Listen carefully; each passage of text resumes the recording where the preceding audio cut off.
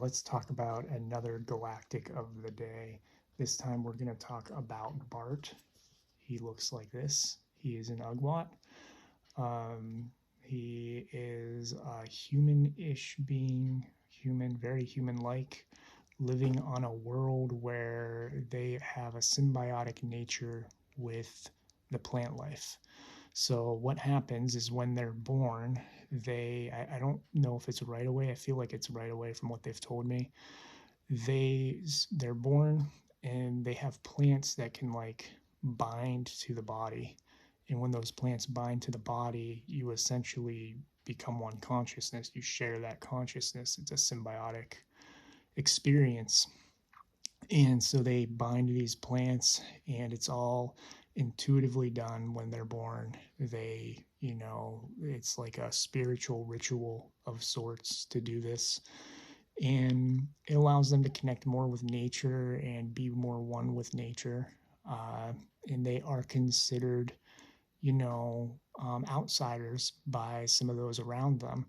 They're more shamanistic, is the word they would use that they're saying. They're more tribal in nature, like a more primitive, what we would see in technological society as a more primitive way of life, very, very one with nature.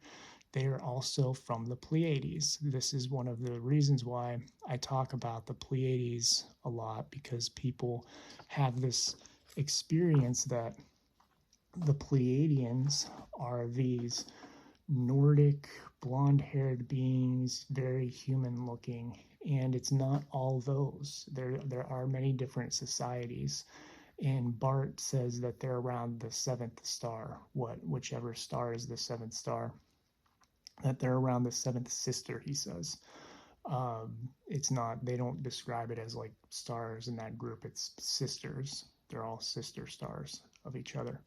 And so one of their messages was about oneness with nature, becoming one with nature, not that we have to bind our bodies with plants. It's very interesting to see, because when they show me what they look like, it's like they have hands and fingers, but there's vines and tendrils and there's leaves growing out, and there's still all the stuff that makes you human.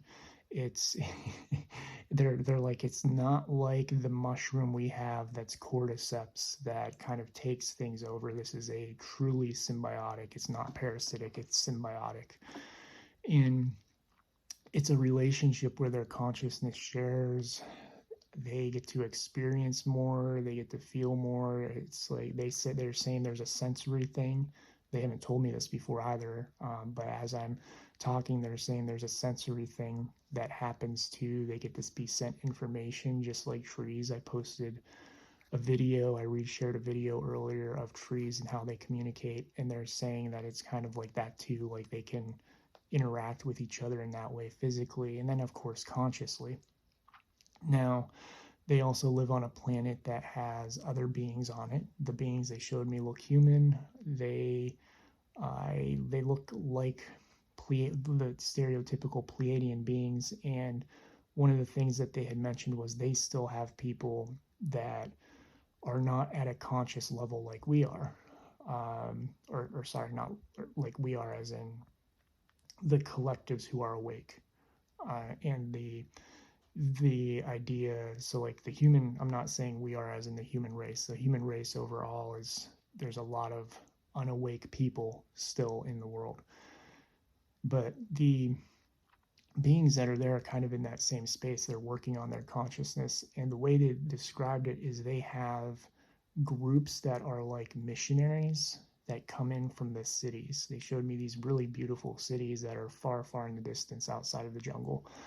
And he said every once in a while these missionaries come, and they're these people who come in and they're trying to get them to stop being symbiotic with the plants. And the thing is, they're not doing anything wrong. They're living their lives. They're leaving the city people alone. They're, staying outside, out of the culture, and they're just like, leave us alone. We don't want this. Leave us alone. Like, try to understand what we want to do and how we want to experience life.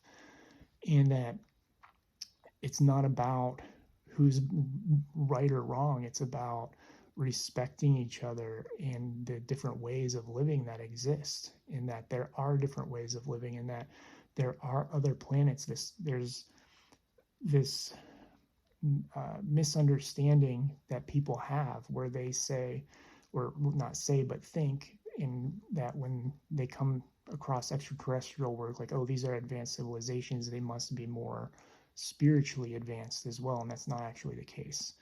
And you can see that with our own world. We're advanced technologically, we're advanced in the ways of some of our how society works. We call it advanced, even though technically I would say it's not advanced, it's actually more primitive. Yet from that terminology of advanced meaning more technology, more buildings, more structure, that type of thing, that advancement does not mean you're spiritually advanced, that you're consciously advanced, that you're these other things. And so when people wake and experience extraterrestrials, they go, oh, they must be more advanced because they're from another world. So they must be more spiritually advanced, more in their heart space, more this, that. It's not the case. There are many worlds out there that are still working on that capacity to be in their heart space, to expand and clear their karma and learn their lessons and grow and experience. And on this world, the way he described it, he used the word, he was like, we were talking and I go, is that like Jehovah's Witnesses and in that showing up? And he goes, yeah, like we expanded, and that's the kind of idea. Like you have missionaries, you have, missionaries in the far past. I think they still do it to some degree today with the churches. They go out to different areas. But in the far past, they used to send the missionaries from Christianity to the people who were more primitive and convert them and try to force them into Christianity. And if they didn't accept it, they would come in and actually force them. So far, from what I understand, these people that are on Bart's world don't actually do the force part. They come and they're just trying to be like, come live with us, do it our way type of thing. And they're like, don't you understand? We want to be left alone. We want to do this. This is our way of life. We're symbiotic. We're one with nature. And he's saying, so my guides are, when I talk to them, my guides help use references for me to explain this to people. And they're saying it's like people when they see Star Trek and they see the Borg, they automatically fear the Borg. Now, if you don't know who the Borg are, they are a race of beings. I don't know if you could call them a race of beings. They're humans and others for the most part, and they're technologically enhanced with a unity consciousness of technology, and it's very fearful for a lot of people because of the storytelling around it. And they're saying a lot of people have that judgment because they're being symbiotic with something. So anytime a lot of people see symbiosis or see something, working with the body that is outside of their own body, they have fear, they have misunderstanding, they have all these things that come up. And that happens in our culture when we see, because we're programmed with fear towards things like cyborg types of beings like the Borg from Star Trek. And this is actually a case where it's a symbiotic relationship with plants, with nature. If you look in the picture, there's even little people, little sprites and bugs and things moving around. And so as a human, or as a humanoid being anyway, he can move around, he can do whatever he wants, and then he's one with nature with all this other stuff living in him as well. It's like one ecosystem, one micro ecosystem. And so it's nothing to be afraid of. Yet still they have missionaries, they have people that are in that space of sending emissaries to try and be like, hey, be like us, when they don't want to. And that was one of their messages, like, don't be that person. Don't be those people who try to shift others when they don't want to be shifted. And they're saying even lower conscious people, you can try to shift lower conscious people, but when you're doing that, you're not coming at it from a place of where do they want to be. Lower conscious people often want to just stay at that state until they have a moment that triggers them to go, oh, I need to be different. And so that's why we don't just go out there and tell everybody, like, hey, you're doing it wrong. You're doing it wrong. You need to do this. That's the wrong approach.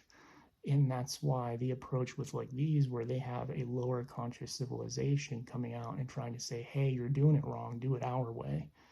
Like, they're not asking for help. They're not asking for something different. So keep that in mind for your journey as you're dealing with people too. It's not our job to tell others how to live, how to be, that sort of thing. It's our job to help them when they come to us. When the switch flips and it clicks and they go, oh, I get it now.